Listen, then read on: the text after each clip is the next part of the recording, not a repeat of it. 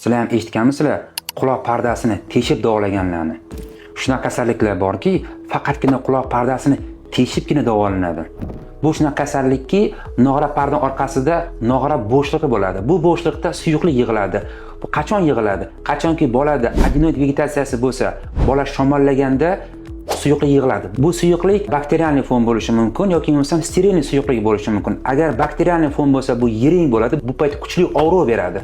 Og'riqni bartaraf qilish uchun paratsentez, ya'ni teshiladi. Sterilniy suyuqlik nima uchun olinadi desangiz, sterilniy suyuqlik, ya'ni eksudat 3 oydan ko'p turadigan bo'lsa, o'rta quloqdagi suyaklarni qochishiga va pardani tortishiga olib keladi. Ushbu holatda ham tavsiya qilinadi pardani teshib davolashga. Teshib ustiga shunt qo'yish tavsiya qilinadi. Shuntning vazifasi o'rta quloqdagi suyuqlik chiqishiga va o'rta quloqda havo aylanishini ta'minlab beradi. Bu shunt normada 6 oygacha qoladi. 6 oy ichida o'z tushib ketish ehtimoli bor. Mabodo ba'zi bemorlar tushmay qolishi mumkin. Bunday holatda shifokor olib tashlash kerak bo'ladi. Xo'sh, shunt tushib ketgandan keyin parda teshib qolib ketadimi?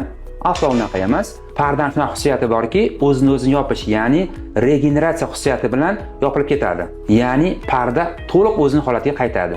Parda teshilmasa, shunt qo'yilmasa, nima oqibatlarga olib keladi deyishingiz mumkin.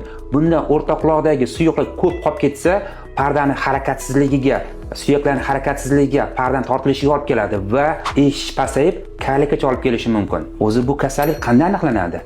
Farzandingiz shamollagandan keyin eshish pasayishi, ya'ni telefonni yoki televizorni baland qo'yishi, chaqirganingizga e'tiborsiz bo'lishi va bu holatlarda lor shifokoriga murojaat qilasiz va endoskop yordamida aniq tashxis qo'yiladi. Shuning uchun farzandingizning burundan nafas olishiga e'tibor bering. Chunki ko'p holatlarda burundan nafas olishi buzilgan bemorlarda o'rta quloqqa suyuqlik to'planishi mumkin.